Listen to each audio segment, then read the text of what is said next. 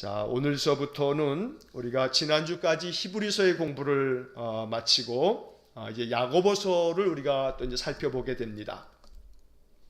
통독을 위한 성경 공부 프린트물 자료로는 이제 25번째 자료가 되고, 우리가 구약 성경서부터 신약 성경도 이제 거의 끝부분에 다 당도하였습니다. 자, 오늘 야고보서의 말씀을 살펴보겠는데, 공교롭게도 이제 내일서부터 7월 1일이 우리 이제 매일 성경으로 또 이제 새벽 묵상을 시작하는데, 7월 달에 우리 한 보름 정도는 이 야고보서를 아침마다 읽게 됩니다.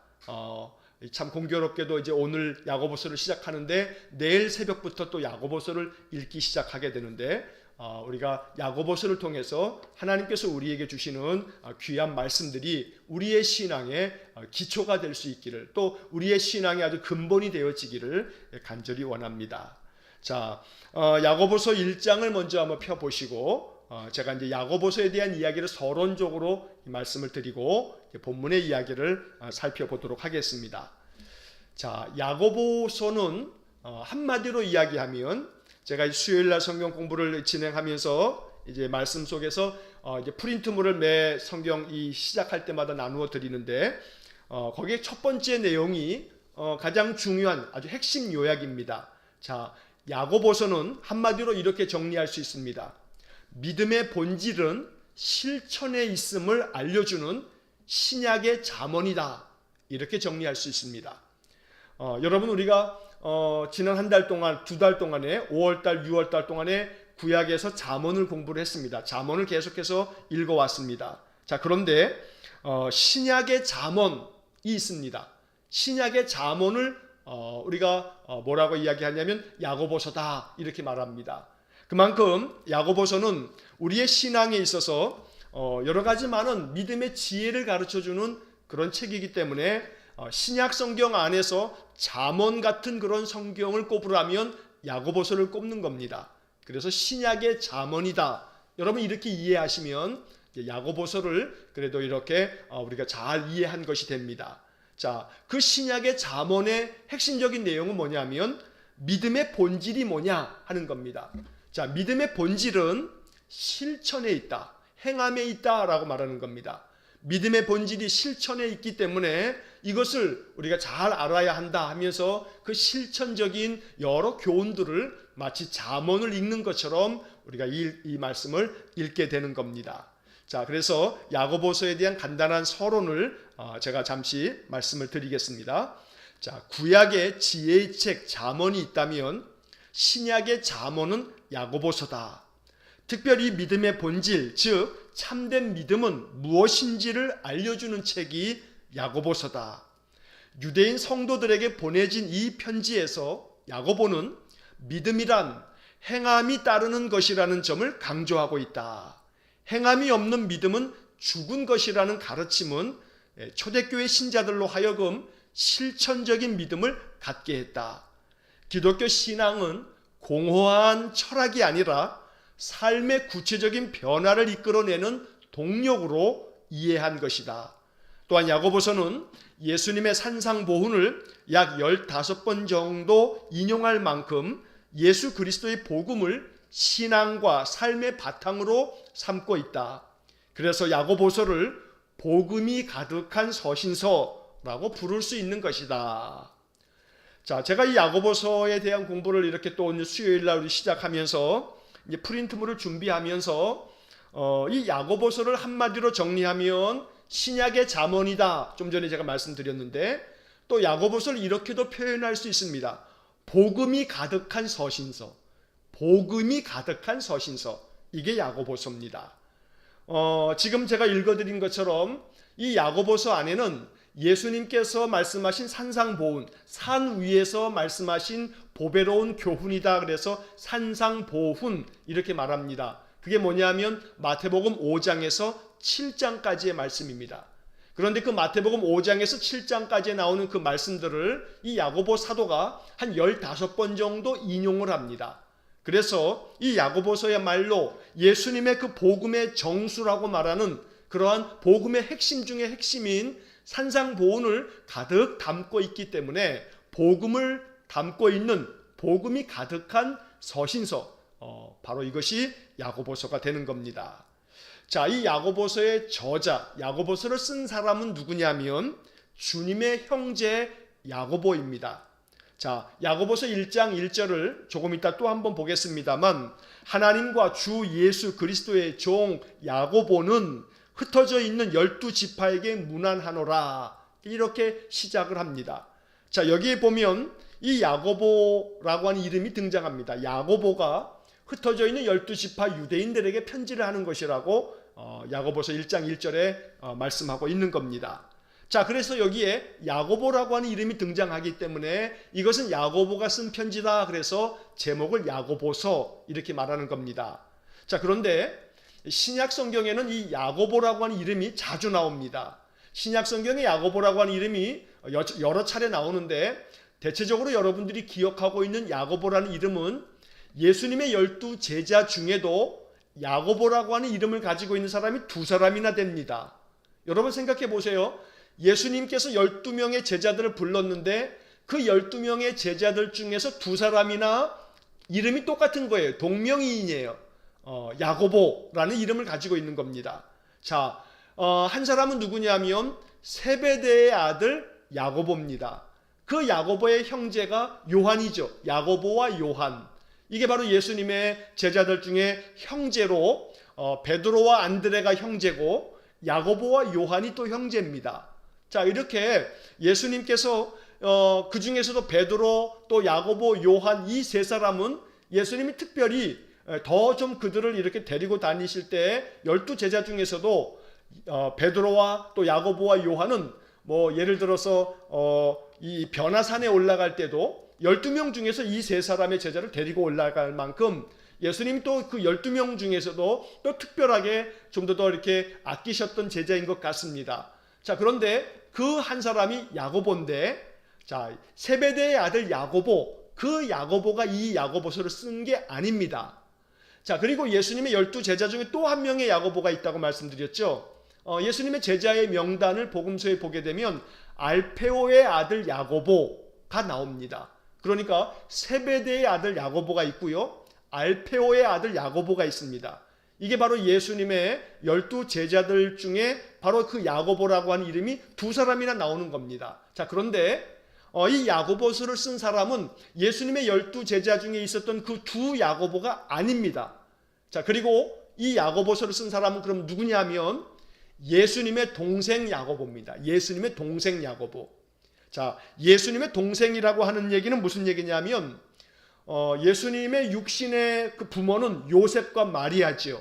그런데 요셉과 마리아가 정혼은 했지만 아직 결혼을 하여 부부 생활을 하지 않은 상태에서 이 마리아가 성령으로 잉태가 되어서 처녀가 아이를 갖게 되고 그렇게 태어난 분이 바로 예수님, 동정녀 탄생이라고 말하죠.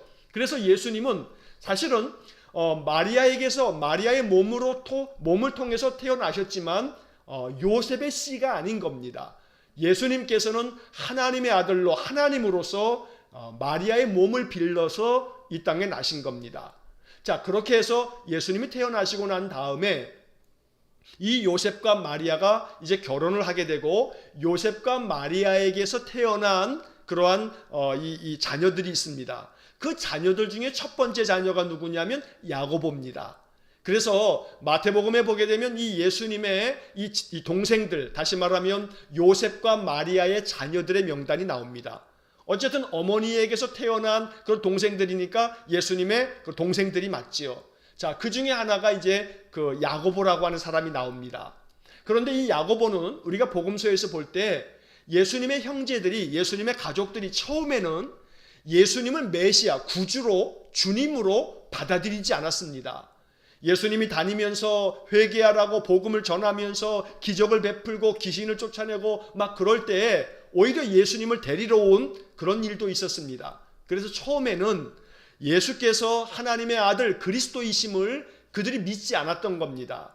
그러나 나중에 예수님께서 십자가에 돌아가시고 다시 부활하시고 이런 모든 것들을 보면서 이 예수님의 그 동생들, 마리아가 낳은 그 동생들, 이 사람들이 예수님의 신실한 제자가 됩니다.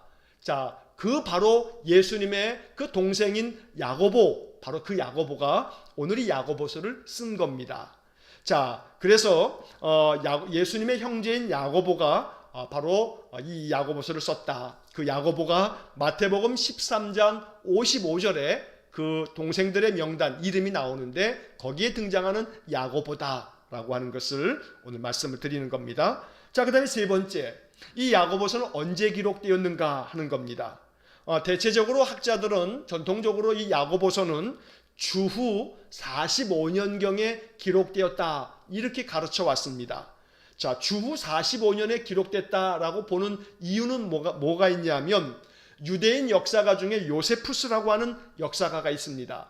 이 유대인 역사가 이 요세푸스가 남겨놓은 그 기록에 의하면 이 야고보가 주후 62년에 순교를 당합니다. 자, 이것이 사도행전에 등장하게 되죠. 야고보가 순교를 당하는 이야기가 사도행전에 나오게 됩니다.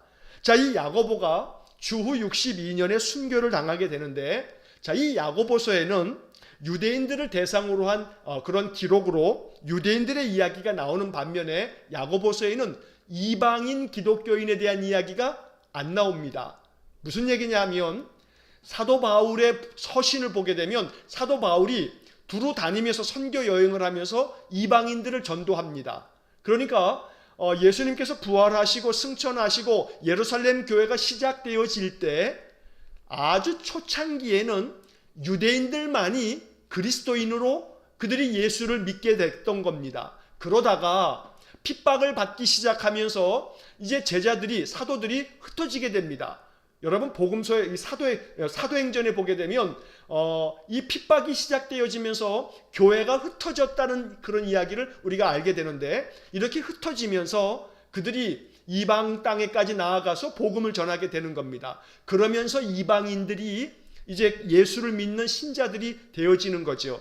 자, 그래서 예를 들어서 주후 49년에 갈라디아서가 기록이 되어졌는데 그 갈라디아서에는 이방인이라고 하는 이야기들이 쭉 나옵니다. 이방인 이런 표현들이 나옵니다.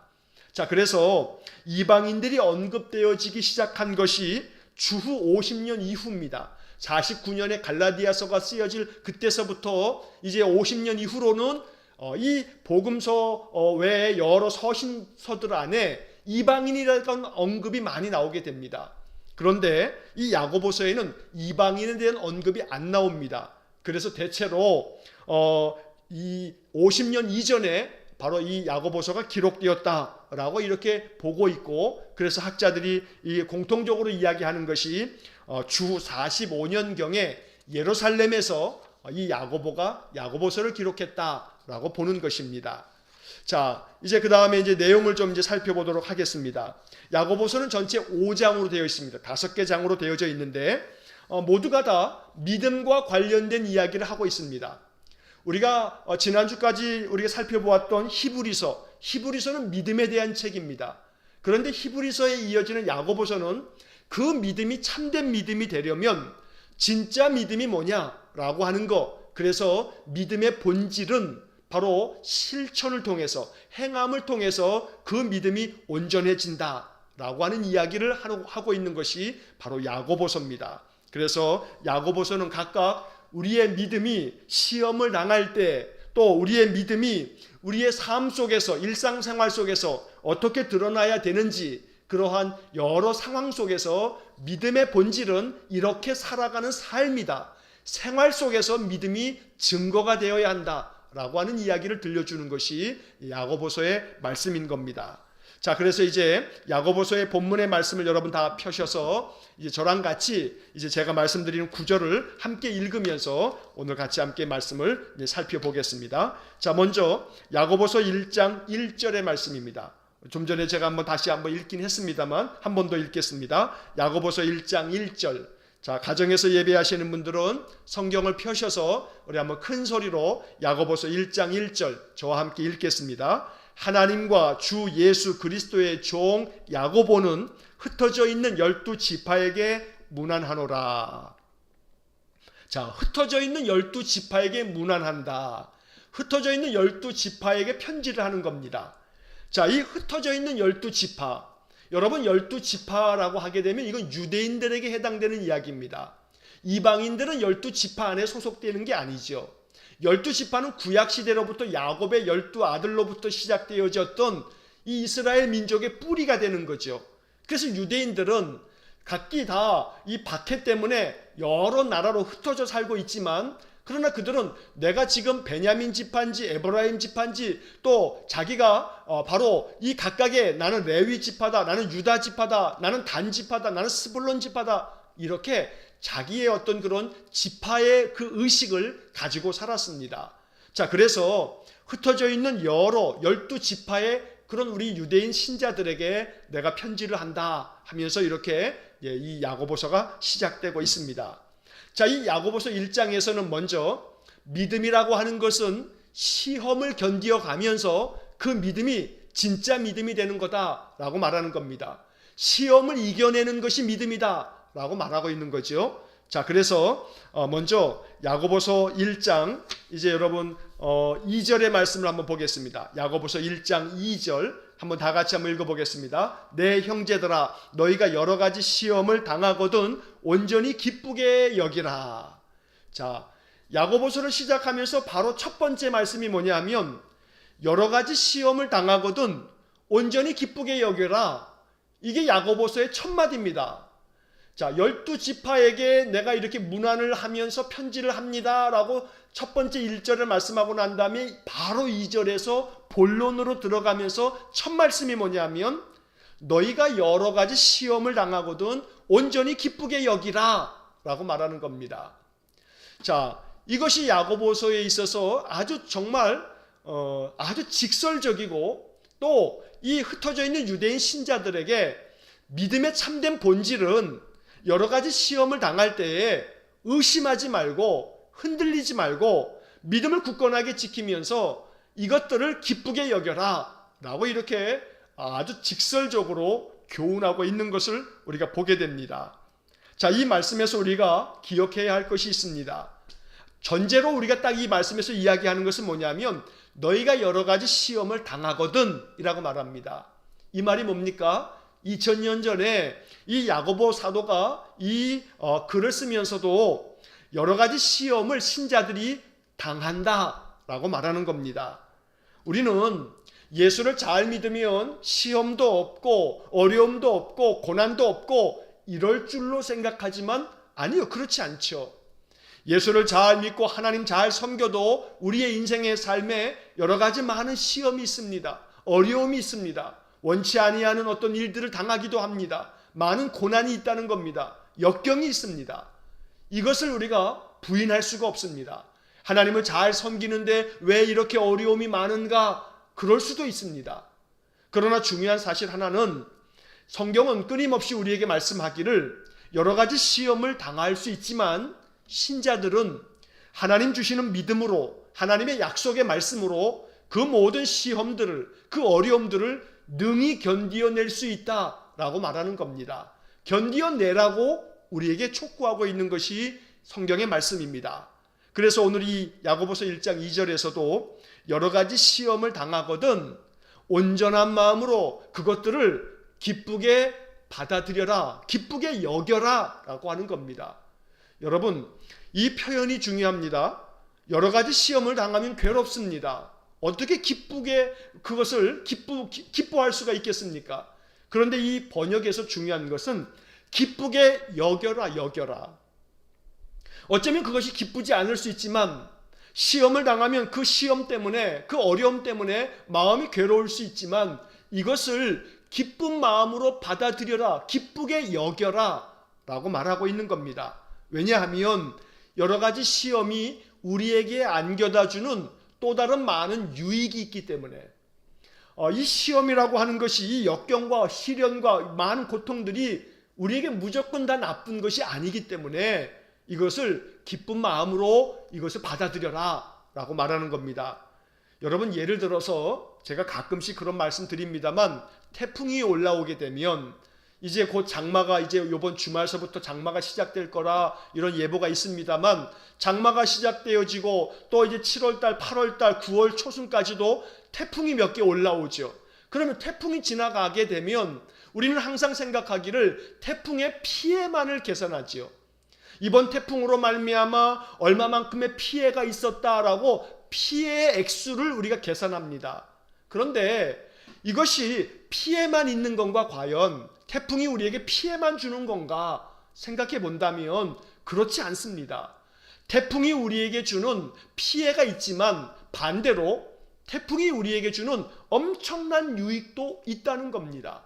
그렇기 때문에 언론을 통해서 우리가 태풍이 한번 지나가면 이번 태풍을 통해서 어떤 피해를 입었고 그 피해 금액이 얼마쯤 되고 이런 뉴스를 접하게 됩니다만, 그러나 우리가 그 이면, 그 속 안에 있는 것을 다시 한번 살펴보면 태풍이 지나감으로 말미암아 피해를 입은 그러한 지역도 있고 사람도 있지만, 그러나 전체적으로 이 태풍이 우리에게 가져다 주는 여러 유익도 도무지 계산할 수 없는 그러한 액수이겠지만 분명히 유익이 있다.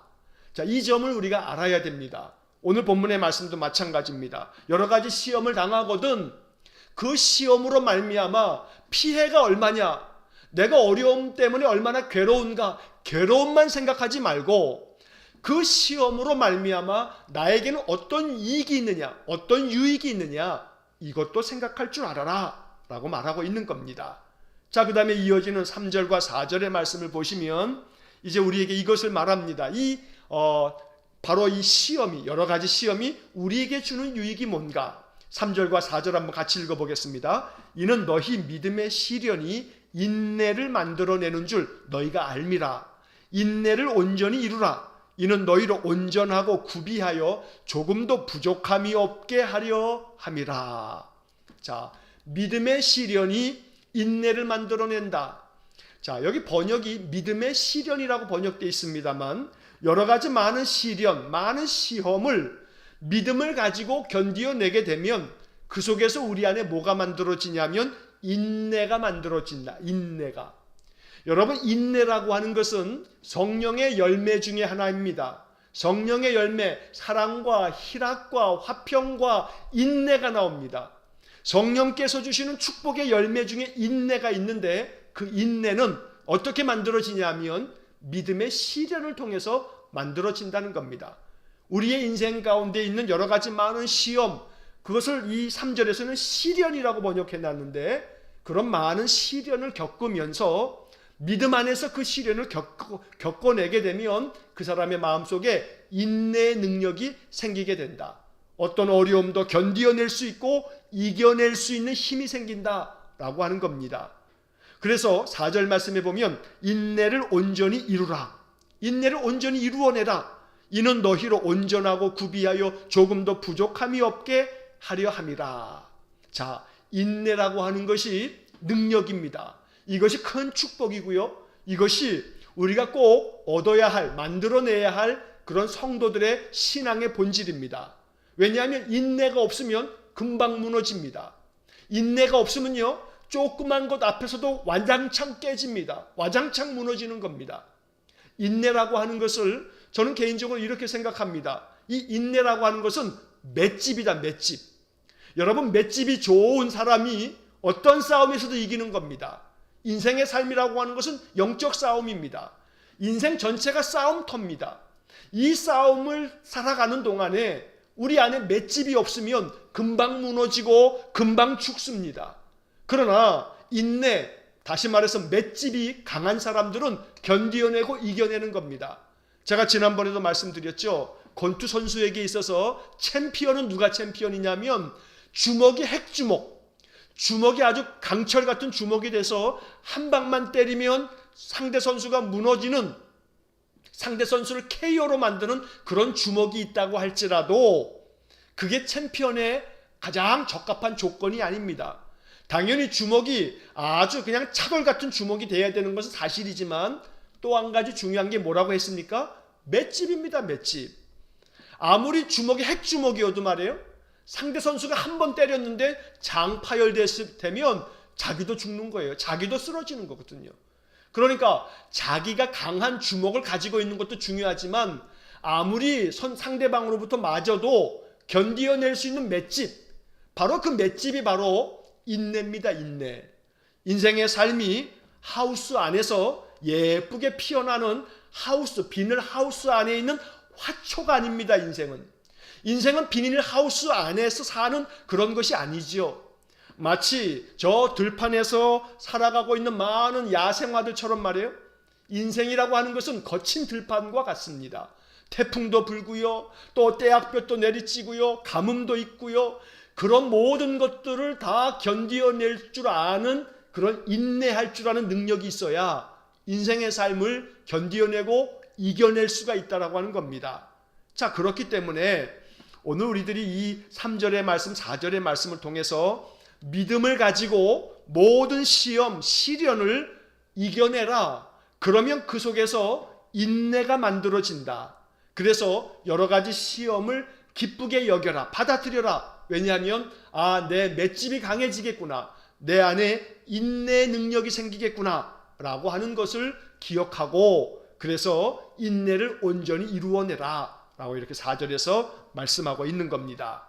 자, 그 다음에 이어지는 5절의 말씀을 보시게 되면, 자, 5절 말씀 한번 같이 읽어보겠습니다. 너희 중에 누구든지 지혜가 부족하거든 모든 사람에게 후히 주시고 꾸짖지 아니하시는 하나님께 구하라. 그리하면 주시리라.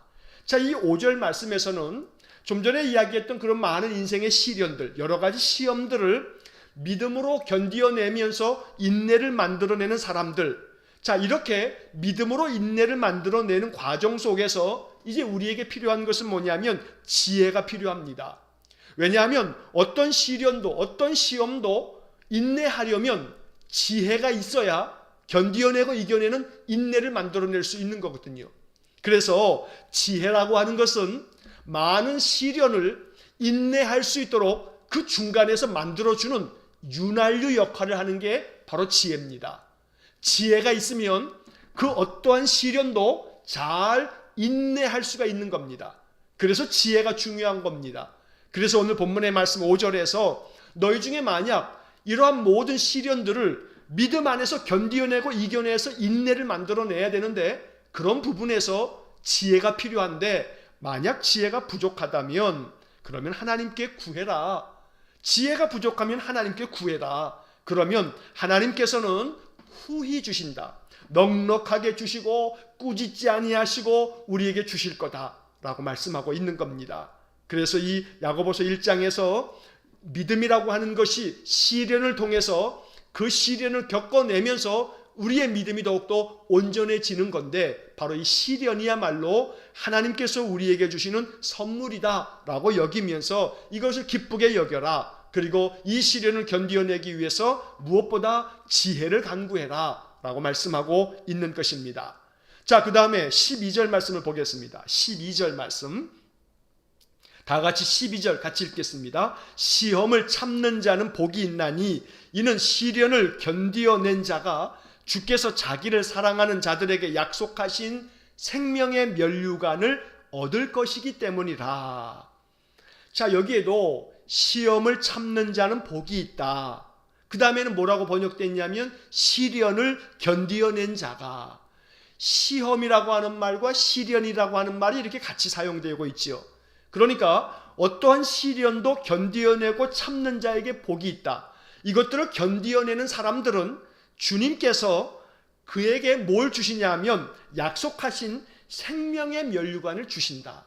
그래서 어떤 시련도 믿음을 가지고 지혜롭게 견디어내는 사람들에게는 하나님께서 생명의 면류관을 약속해 주셨다. 생명의 면류관을 얻게 될 것이다 라고 말하고 있는 겁니다. 이것이 우리에게 복음입니다. 생명의 면류관을 얻으려면 많은 시련을 지혜롭게 견디어내고 참아내고 이겨내는 것입니다. 그러면 생명의 면류관을 얻을 것이라고 야고보 사도가 우리에게 알려주고 있는 겁니다. 그래서 이 말씀을 마음 깊이 새기면서 어떤 시련도 어떤 시험도 내가 이거 견디면 생명의 면류관을 얻는다 라고 이렇게 마음속에 이 말씀이 우리의 마음속에 받아들여져야 됩니다. 여러분, 금메달을 누가 땁니까? 금메달을 누가 따냐면요, 그 경기에 참여한 사람이 따는 겁니다. 여러분, 경기에 참여하는 것은 두려워하면서 메달을 딸 수 있는 사람은 아무도 없는 겁니다. 메달은 누가 따는 거냐면 그 경기에 참여한 사람이 메달을 따는 겁니다. 상을 누가 받습니까? 여러분, 상을 받는 사람은 그 상을 받기 위해서 반드시 그 시험을 봐야만 상을 받는 겁니다. 시험도 보지 아니하고 상을 받을 수는 없는 겁니다. 자, 그렇기 때문에 생명의 면류관을 받으려면 인생의 삶에서 시험도 견디어내고 시련도 극복하고 이겨내는 겁니다. 우리가 1년 반 가까이 이 코로나로 말미암아 참 극심한 시험을 겪고 있는 겁니다. 시련을 겪고 있습니다. 그러나 이 시련을 우리가 지혜롭게 기도하면서 믿음 안에서 말씀 붙잡고 잘 견디어낸다면 우리에게 뭐가 있습니까? 이 모든 시련을 견디어낸 자가 약속하신 생명의 면류관을 얻을 것이다. 이게 바로 오늘 12절에서 하나님께서 우리에게 말씀하는 겁니다. 간절히 바라기는 어떠한 시련도 견디어내셔서 하나님 주시는 생명의 면류관을 얻으실 수 있기를 간절히 축원합니다. 자, 이제 그 다음의 말씀은 13절의 말씀을 봅니다. 자, 이 13절의 말씀을 보면, 자, 같이 한번 13절 읽겠습니다. 사람이 시험을 받을 때에 내가 하나님께 시험을 받는다 하지 말지니 하나님은 악에게 시험을 받지도 아니하시고 친히 아무도 시험하지 아니하시느니라. 자, 여기서 시험을 받을 때에 우리가 가지고 있어야 할 마음 자세를 알려주고 있습니다. 중요한 것은 시험을 받을 때 내가 하나님께 시험을 받는다 이렇게 말하지 말라는 겁니다. 하나님은 아무도 시험하지 않으시고 또 누구도 하나님께서 결코 시험하시지 않는다라고 말하는 겁니다. 자, 여기서 시험하지 않는다라고 하는 것은 유혹을 말하는 겁니다. temptation. 자, 유혹하지 않는다는 겁니다. 하나님께서 괜히 너 한번 당해봐라 라고 시험을 주는 것이 아닙니다.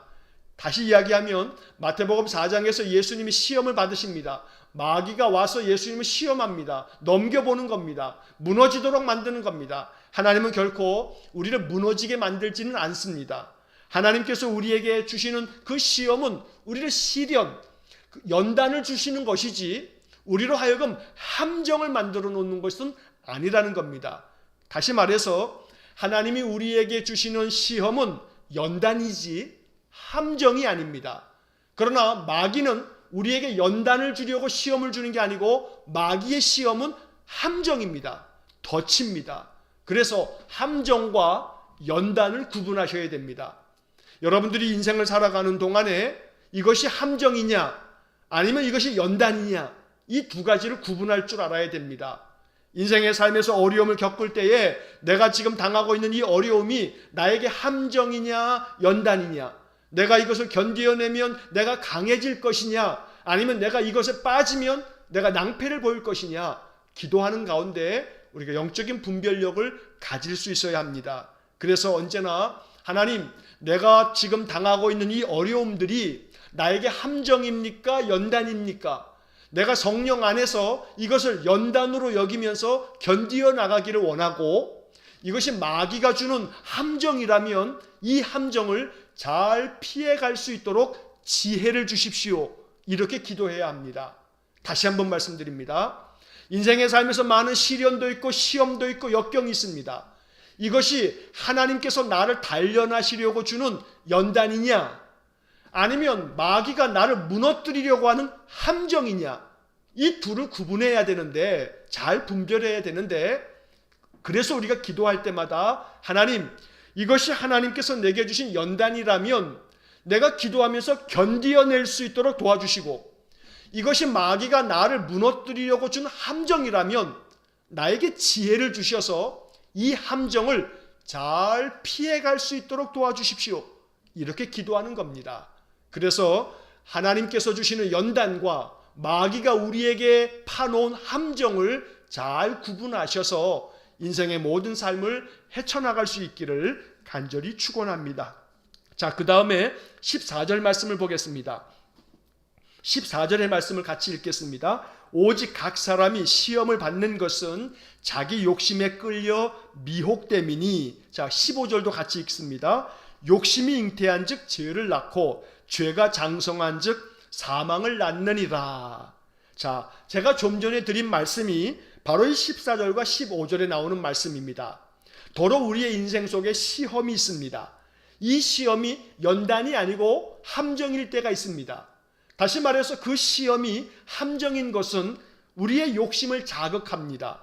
그래서 욕심에 이끌려가게 만들고, 그래서 결국 욕심을 부리게 되고, 욕심으로 말미암아 죄가 만들어지고, 그 죄가 점점 더 마음 가운데 그 죄가 괜찮아 하다가 그 죄가 결국 우리를 어떻게 만드냐면 사망으로 이끈다는 겁니다. 그래서 아주 유명한 말씀이죠. 욕심이 잉태한 즉 죄를 낳고 죄가 장성한 즉 사망을 낳느니라. 이 말씀을 우리가 기억해야 합니다. 그래서 언제나 어떤 인생의 삶에서도 시험이 있습니다. 내 마음속에 욕심을 만들어내는 것은 반드시 함정일 경우가 많습니다.